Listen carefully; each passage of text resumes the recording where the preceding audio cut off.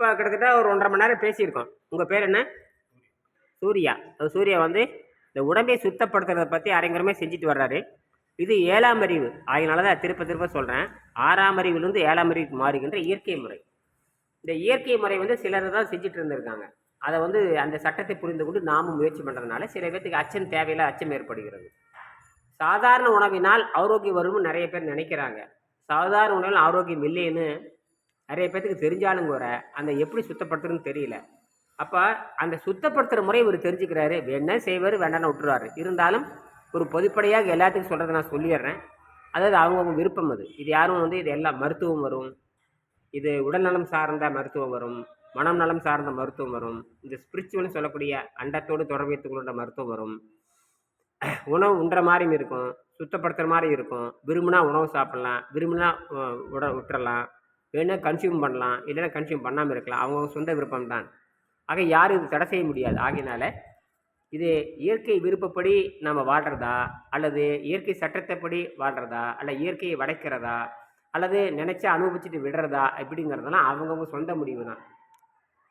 இது எந்த நீதிமன்றங்களுமே எந்த காவல்துறையுமே இதில் தலையிடவே முடியாது. அவர்கள் சொந்த விருப்பம்தான். சாராயம் வந்து அரசாங்கம் வந்து சாராய கடையும் வச்சுருக்குது, நூலகம் லைப்ரரி வச்சுருக்குது, கல்லூரியும் கட்டியிருக்குது. நீ அங்கே போகாமல் சாராய கடைக்கு போகிறது இயற்கையினுடைய தப்பா அல்ல அரசாங்கோட தப்பானா நீங்கள் தான் புரிஞ்சுக்கணும். அந்த மாதிரி தான் சுத்தம் படுகின்ற பயிற்சி முறை ஏற்கனவே நம்ம தமிழ்நாட்டில் இருந்திருக்கு. உணவு கட்டுப்பாடு, விரத முறைகள் எல்லாம் நம்ம நாட்டில் இருக்குது. சித்தர்கள் எல்லாம் செஞ்சு காமிச்சிருக்காங்க. அவங்க இயற்கை சக்தியில் வாழ்கிற மாதிரி முறையை சொல்லியிருக்காங்க. முழுமையாக உணவு பழக்கத்தை விட்டுட்டு இயற்கை சக்தியில் வாழ்கிற மாதிரி அவங்க கொண்டு போயிருக்காங்க. அதைத்தான் நம்ம திருப்பி திருப்பி என்ன பண்ணுறோம்னா மீண்டும் கொண்டு வந்து நம்ம மருத்துவராக மாற்றி நீண்ட காலம் சாகாமல் இருக்கிறது எப்படி? அதற்கு உணவு பயன்படாது. உணவினால் மனிதனுக்கு மரணம் ஏற்படுகிறது என்று, உணவினும் பக்க விளைவால் மனிதனுக்கு மரணம் ஏற்படுகிறது என்று உலக சுகாதார மையம் சொல்லுது. வேர்ல்டு ஹெல்த் ஆர்கனைசேஷன் என்ன சொல்லுதுன்னா, ஃபுட் பாய்சன் என்று ஏற்பட்டு வருடக்கணக்கில் ஆண்டுக்கு வருடத்தில் லட்சக்கணக்கான பேர் ஃபுட் பாய்சனில் இறக்குறாங்கன்னு உலக சுகாதார மையம் சொல்லுது. இப்போ ஃபுட் பாய்சன், ஃபுட் வேஸ்ட் அப்படின்னு நமக்கு நல்லாவே தெரிகிறது. அதனால தான் உடம்புல எந்த விஷமும் தங்காமல் வெளியேற்றப்படுகிறது. இதான் இயற்கை புரிஞ்சுக்கிட்டு இதை தான் இந்த தொடர்ந்து வெளியேற்றுற மாதிரி பண்ணிட்டோம்னா உணவே தேவையற்ற நிலைக்கு மாறுது. உணவுங்கிறது பழக்க வழக்கமே தவிர உணவு கட்டாயம் கிடையாது. எல்லா உணவுகளும் நுகர்வு பொருள் தான். இன்றைக்கி கூட தமிழ்நாடு அரசாங்கம் சரியே, உலகத்தில் இருக்கிற எல்லா அரசாங்கமும் சரி, மக்களுக்கு கொடுக்குற உணவு வந்து நுகர்வு பொருளை தவிர ஆரோக்கிய பொருள் கிடையாது. இதை சொல்லுவாங்க, நுகர்பொருள் வாணிப கிடங்கும்பாங்க. நுகர்பொருள் வாணிப கிடங்கு. வாணிபம்னா அரசாங்கம் செய்கின்ற வணிகம், அது கிடங்கு. அப்போ நாம் சாப்பிட்ற உணவையெல்லாம் நுகர்வு பொருளாக தேக்கி வைத்துக்கொண்டு அப்பப்போ 2 கிலோ 10 கிலோ கொடுக்குது. ஆரோக்கியத்தை கொடுக்கறது இல்லை, நுகர்கின்ற பொருளைத்தான் சர்க்கரையாக, அரிசியாக, எண்ணெயாக கொடுக்கிறது. அதற்கும் ஆரோக்கியத்துக்கு எந்த தொடர்பும் இல்லை.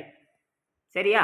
இதை நீங்கள் புரிந்து கொண்டு நீங்கள் செய்யணும். இப்போ காலை முதல் மாலை வரை என்ன செய்கிறீங்கன்னு கேட்டிங்கன்னா, காலையில் எந்திரிக்கிறீங்க, வழக்கம்போல் 5 மணிக்கு 6 மணிக்கு எந்திரிச்சிங்கன்னா தூய நீரே, மருந்து அடிக்காத நீர், சுத்தமான நீர், ஆர்ஓ வாட்டர் இருக்கலாம், அல்லது வந்து அக்வா கார்டு இருக்கலாம், அல்லது ஃபில்டர் வாட்டர் இருக்கலாம். சுத்தமான மழை நீராக இருக்கலாம், ரொம்ப நல்லது. மழை நீர் கிடைக்கிறதுக்கு வாய்ப்பு கிடையாது, ஆற்று தண்ணீர் கிடைக்கிறதுக்கு வாய்ப்பு இருக்குது. அதை நீங்கள் என்ன பண்ணிக்கலாம், கிணத்து தண்ணீர் தான் அக்வா கார்டு மாதிரி போட்டுக்கலாம். தண்ணி சுத்தமாக இருக்கணும், உப்பு நீக்கப்பட்டதாக இருக்கணும், கிருமி நீக்கப்பட்டதாக இருக்கணும். அப்போ தூய வடிநீர்னு அர்த்தம், அவ்வளோதான் அதுக்கு பேர். அதுக்கு செலவு செய்து பண்ணலாம், இயற்கை கொடுக்குற தண்ணி பயன்படுத்திக்கலாம். அதை அருந்திட்டே வரீங்க ஒரு 11 மணி வரைக்கும். அப்போ முதல் தடவை சிறுநீர் மஞ்சளாக வெளியே போகும். சிறுநீர் எப்படி போகும்? மஞ்சளாக வெளியே போகும். அது முதல் நாளே உணரலைங்க. எல்லா காணொலியும் நான் சொல்லியிருப்பேன், இப்போ கவனிச்சிருப்பீங்க. அது உங்களுக்கும் சொல்கிறேன். இந்த காணொலி உங்களுக்கு திருப்பி அனுப்புகிறேன். நீங்கள் யாருக்கு வேணும் அனுப்பலாம், அனுப்பாமல் இருக்கலாம். அது உங்கள் சொந்த ரகசியம். இது வச்சுக்கிட்டிங்கன்னா இதுதான் உங்களுக்கு கடைசி வரைக்கும். ஆக நீங்கள் என்ன நடக்குதுங்கிறது தினம் எழுதிட்டு வரணும். தொடர்ந்து செஞ்சீங்கன்னா தான் உண்மையை கண்டுபிடிக்க முடியும்.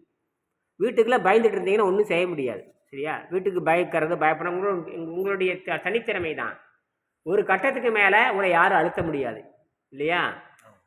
ஒரு குழந்தையை பெருசாகிடுச்சுன்னா அறிவாளிகள் சபையில் நிறுத்த வேண்டியது பெற்றோர்கள் கடமை. அப்படி நிறுத்துறாங்களா?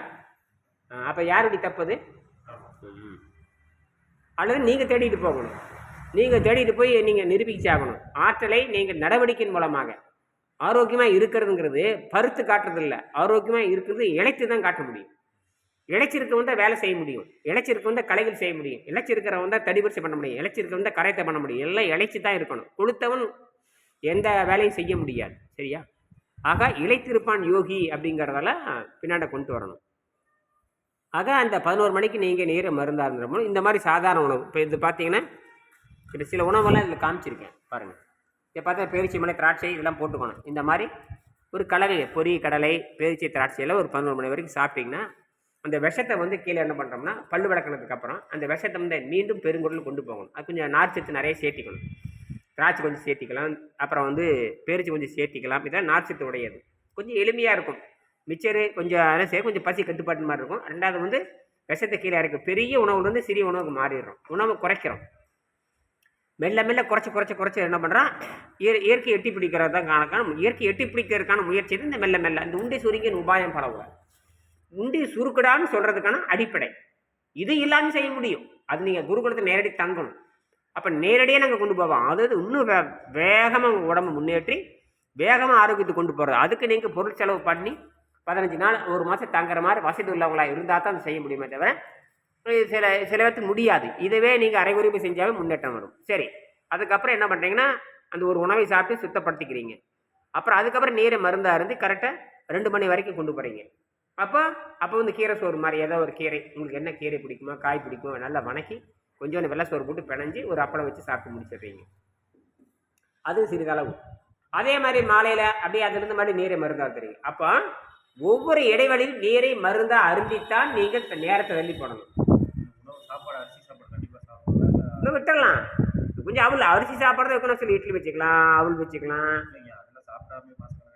அப்புறம் நேராக கொண்டு போகலாம். நீங்கள் நேராக ஒரு வேலைக்கே வந்துடலாம். ஒரு வேலை ஒன்றும் கொஞ்சம் கட்டாயமாக வச்சுக்கணும். அது கொஞ்சம் நாள் உடம்பை இழைச்சி சுத்தமாகிற வரைக்கும். அது நாங்கள் சொல்லுவோம், ஒரு 20-30 நாளைக்காவது அந்த ஒரு வேலை உணவில் காய்கறி உணவு கொஞ்சம் அவள் வச்சு ஒரு சப்பாத்தி வச்சு, அப்போ அரிசி வச்சுக்கலாம், அரிசி சோறு கொஞ்சம் மாதிரி வச்சுக்கலாம், அது வந்து இட்லி மாதிரி வச்சுக்கலாம், அல்லது தோசை மாதிரி வச்சுக்கலாம், அல்லது வந்து ஒரு ரஸ்க் மாதிரி வச்சுக்கலாம், அல்லது இப்போ ரஸ்க்கு கொண்டு வந்துருக்காங்க ரஸ்க் மாதிரி வச்சுக்கலாம், அது சப்பாத்தி மாதிரி வச்சுக்கலாம். வச்சு காய்கறி 80 விழுக்காடு அதிகப்படுத்தி சுத்தப்படுத்தணும். அப்போ குடலுக்கு வந்து காய்கறிக்கு சுத்தப்படுத்துறதா இந்த பயிற்சி முறை. அப்போ மன சிக்கல் எல்லாம் பார்த்துக்கிறது ரொம்ப ரொம்ப முக்கியம். அப்புறம் அதுக்கப்புறம் நம்ம படிப்படியாக உணவை மறுபடியும் மாற்றுவோம். அதெல்லாம் நீங்கள் தொடர்ந்து செய்யுங்க. அதெல்லாம் உங்களுக்கு தெரிஞ்சது தான், ஏற்கனவே 5 வருஷம் பண்ணிட்டு இருக்கிறீங்க அரைக்குறையும். அதனால தான் சீக்கிரம் உங்களுக்கு வந்து செட் ஆகும். ஏன்னா குடும்பத்தில் உங்களுக்கு தடை செய்வாங்க. ஏன்னா அது தெரியாதனால அவங்க தடை செய்கிறாங்க, அவங்களுக்கு தேடல் கிடையாது. சரியா? சரி, அப்புறம் ஒரு வேலைக்கு வந்ததுக்கப்புறம் தொடர்ந்து ஒரு வேலைக்கு இருக்கிறப்ப என்ன பண்ணுறீங்க, ஒரு வேலைக்கு வந்துடுறீங்க. இப்போ ஏற்கனவே சர்ன்னு ஒரு வேலைக்கு வந்தாலும் இதெல்லாம் இல்லாமே கொண்டு வந்தாலும் இப்போ சொல்லக்கூடிய உணவுகள் எதுவும் இல்லாமல் நீரை மட்டும் அவ்வப்போது நடமாடுகின்ற பொழுது உடம்பு உராய்வு உண்டாகும். அந்த உராய்வை குறைப்பதற்கு எண்ணெய் போடுற மாதிரி தண்ணி மட்டும் அருந்துகிட்டே வந்தீங்கன்னா சாயங்காலம் இப்போ எல்லாமே ஓய்வு இருக்கிறப்ப எல்லா விஷங்களும் பெருங்குடலுக்கு வந்துடும். அந்த பெருங்குடல் விஷம் வெளியேற்றல அது அந்த விஷம் தான் ஆளை கொள்ளும். அதை வெளியேற்றுறதுக்கு காய்கறி பயன்படுத்துறீங்க. கொஞ்சம் சுவைகவாக சேர்த்து இந்த சுவைக்கு அடிமானம் காட்டி சுவைக்கு சேர்த்து பிடிச்சிக்கு வர்றீங்க. இப்படியே செஞ்சீங்கன்னா ஒரு கட்டத்தில் உடல் எடை குறையிறது நின்றுடும். ஒரு 180 நாளுக்கு நின்றுடும். அப்போ உடல் எடை குறையவே குறையாது. அப்போ தான் முழு உபவாசம். எதை தவிர்க்க வேண்டும் எதை கூட்ட வேண்டும்னு இந்த பயிற்சியில் சொல்லிடுவோம். உபவாசம் சொன்னாலே எதை சாப்பிட வேண்டும் எதை சாப்பிடக்கூடாதுன்னு தான் அர்த்தம். எதை சாப்பிட வேண்டும் எதை சாப்பிடக்கூடாது அப்படிங்கிறத அந்த உபவாசம் இந்த விரதம்னு சொல்கிறது தான். சரியா? ஆக நாம் நீரை மருந்தாக அருந்தி தான் உபவாசம் இருக்க வேண்டும். அதுதான் அப்படியே செய்கிறப்ப ஒரு கட்டத்துக்கு உடல் எடை குறையாது. அப்போ சுத்தமான உடல் எடைன்னு பேர். அப்போ நீங்கள் மருத்துவராக மாறிடுறீங்க, அது தொழிலாக மாறிடும். நோயாளியாக இருந்து பசி தாகம் கட்டுப்படுத்தி பின்பு பசி துன்பத்தை தராது, பிச்சைக்கு தேவையில் இயற்கை வாழ்ந்துட்டே இருக்கும். நீங்கள் எவ்வளோ நாள் வேண்டாலும் நீர் உணவுல இருக்கலாம், எந்த நோயும் குணமாக்கிடலாம் 180 நாளில். அப்போ உங்களுக்கு தைரியம் வந்துடும். அப்போ நீங்கள் சொல்லிக் கொடுக்குற அளவுக்கு ஆற்றல் உங்களுக்கு வந்துடும். ஆசிரியராக மாறுவதற்கான வாய்ப்பு அதிகம். இயற்கையை பேச வச்சிடும். அப்போ ஒரு கட்டத்துக்கு அப்புறம் என்ன பண்ணுறீங்கன்னா நீரை மட்டும் அருந்தி பார்க்குறீங்க, உடல் எடை குறையல. அப்போ உறுதியாயிடுச்சு. சாதாரண 180 நாள் உடல் எடை குறைய நின்றுடும், அது உறுதியாயிடுச்சு. நீரை மட்டும் ஒரு நாள் அருந்தி பார்க்குறீங்க, அப்போ உடல் எடை குறையில உறுதியாயிடுச்சு. அப்போ நீரையும் அருந்தாமே காற்றுலேயே இருந்து பார்க்குறீங்க, சுவாசத்தில் எல்லாம் ஒரு நாள் ஓய்வு இருந்து செஞ்சு பார்க்குறீங்க சோதனைக்காக. அப்போ உடல் எடை குறையிறதுனாவே இனிமேல் உங்கள் உடல் எடை குறையவே குறையாது என்று முடிவு செய்துள்ளது. அதற்கப்புறம் நீங்கள் நீரை மட்டும் மருந்து அருந்திட்டு நீங்கள் என்ன பண்ணுறீங்கன்னா உங்கள் அன்றாட வேலைகளை செய்யலாம். இது ஒரு பக்கம். இப்போ 4-5 நிலை சொல்லிட்டேன். ஒன்று வந்து அந்த காய்கறி சாப்பிட்டு 180 நாள் உடல் எடை குறைக்கிறது. இன்னொன்று நீரை வைத்து உடல் எடை குறைதான்னு பார்க்கறது. இன்னொன்று காற்றை சுவாசித்து பார்க்கறது. இன்னொன்று சாதாரண உணவுனே வேணும்னே சாப்பிட்டு பார்க்குறது. சாதாரண உணவை வேணும்னே சாப்பிட்டு பார்த்து சுத்தப்படுத்துறது. இன்னொன்று நடுநடை பெற்றதுக்கு அப்புறம் நீரை மருந்தாகவும் காற்றை உணவாக எடுத்துக்கொண்டு வாழ்ந்துட்டு வர்றது. இன்னொன்று கடன் உழைப்பு திடீர்னு வர்றப்போ பழங்களை சாப்பிட்டு கடன் உழைப்பு வேலை செய்யலாம். அப்போ 5-6 பிரிவாக உடலை உங்களுக்கு பிரிச்சாச்சு. இதில் பட்டினி பத்தியத்துக்கு இடமே கிடையாது. இப்படி செஞ்சுட்டே வந்தீங்கன்னா உங்கள் உடம்பு மேல்நிலைக்கு போகும். அப்போ உடம்பு என்ன ஆகுனா 3 கோடு உண்டாகும், 3 லைன் வரும். ஒன்று உடலளவில் நீங்கள் மேன்மை அடையலாம், இன்னொன்று மனதளவில் நீங்கள் மேன்மை அடையலாம். இன்னொன்று இந்த வெட்டவெளி ஆன்மா விசுவம் அப்படின்னு சொல்லக்கூடிய அந்த விண்வெளி உயிர் ஆன்மான்னு சொல்லக்கூடிய அந்த 3 நிலையில் இந்த உடம்பு தானாக முன்னேறுவது நீங்கள் உணர்ந்து கொள்ளலாம். இது படிப்படியாக நீங்கள் செஞ்சு விட்டு விட்டு செஞ்சாலும் கூட சில மாதங்களில் நீங்கள் பண்ணிடலாம். சில மாதங்களில் உண்மையான சுத்தம் ஏற்படும். அப்பொழுது நீங்கள் மருத்துவராக உணரலாம். இதைத்தான் நீங்கள் செய்யணும். செஞ்சீங்கன்னா நீங்கள் அப்போ தான் உலகத்துக்கு உபயோகம் உள்ளவர்களாக மாறுவீங்க. நோயில சாகிறது ஏற்றுக்கொள்ள முடியாது. இதெல்லாம் உள்ள பழைய கழிவு தான் காரணம். அந்த மாவு சத்து தான் காரணம். நீங்கள் சாப்பிட்ற மாவு தான் சக்கரை நோயாக மாறும். நீ சாப்பிட்ற மாவு தான் தோல் நோயாக மாறும். இப்போ தோல் நோய் வந்துருக்கு பாரு. இதில் தோல் நோய் மாதிரி இந்த ஃபாஸ்டிங் இருக்கிற டயத்தில் தான் ஆமாம். அப்போ தான் உடம்பு சுத்தமாகுதுன்னு அர்த்தம். நீங்கள் மறுபடியும் உணவு போனீங்கன்னா மறுபடியும் விஷயம் சேர்ந்துக்கும். அது 2 நாள் இருந்து காஞ்சி போயிடும். மறுபடியும் விஷயத்தை சேர்த்துக்கிட்டே வரும். இப்படி சேர்த்து நம்ம உபவாசம் தான் இருக்கணும். அதை கண்டினியூ பண்ணணும். நீங்கள் நீரை சாப்பிட்டு அதாவது இந்த மாதிரி நோயெல்லாம் வரும். இதுதான் அரிசி மட்டுமே உட்கொண்டால் குஷ்டரோகம் வரும். இது யாரும் தப்பிக்க முடியாது. தண்டனை தான். அதனுடைய ஹேடப்டர் காட்டுது. மிளகாய் சாப்பிட்டா காரம் அடிச்சுன்னா அது அப்படி தான். தொடர்ந்து அரிசி சாப்பிட்றவனுக்கு அழுகி போகும். எல்லாம் நோவில் தான் சித்தாகணும். இது குஷ்டரோகம் தான். இது அரிசி சாப்பிடணும், குஷ்டரோகத்தில் தான் சாக்கணும் என்பதை நீங்கள் முடிவு செய்து கொண்டு நீங்கள் நல்லதை நோக்கி நடக்கணும். இப்போ எல்லோரும் சொல்லுவாங்க, எப்பொருள் யார் யார் கேட்பணும் அப்பொருள் மெய்ப்பொருள் காண்பது. எல்லோரும் சொல்லுவாங்க. அதை கேட்கணும். கேட்டுக்கிட்டு உங்களுக்குன்னு சொந்த அறிவு இருக்கு இல்லையா, உள்ள அறிவுன்னு பேர். அது உள்ளே கொண்டு போய் பார்த்து கண்ட இடத்துல மனம் செலவாகும். அதை சென்ற விடத்தாலும் செலவிடாது. சென்ற இடத்துல எல்லாம் செலவிடாமல் தீது ஒருகி தீமையெல்லாம் தள்ளி வைத்துக்கொண்டு எந்த நன்மை அதிகமாக இருக்குதுன்னு பார்த்துட்டு அந்த நன்மையின் பின்னால் நின்றால் அதுதான் அறிவுன்னு பேர். முதல்ல சொல்கிறதெல்லாம் கேட்கணும். அப்புறம் உங்கள் அறிவு இருக்குல்ல அதுக்குள்ளே கொண்டு போகணும். எதில் தீமை அதிகமாக இருக்குது, எதில் நன்மை அதிகமாக இருக்குது அப்படின்னு பார்த்துட்டு எந்த பக்கம் நிற்கணும் நின்னீங்கன்னா அதுதான் உண்மையான அறிவு என்பதை புரிந்து கொண்டு நல்லது செய்து முன்னேற்றம் அடையுங்க. நல்ல செய்யுங்க. உலகத்துக்கு வழிகாட்டியாக இருங்க. செய்வீங்களா? முயற்சி பண்ணுங்கள். எதிர்காலத்தில் இப்போ இல்லைன்னா கூட எதிர்காலத்தில் நல்லது நடக்கும்.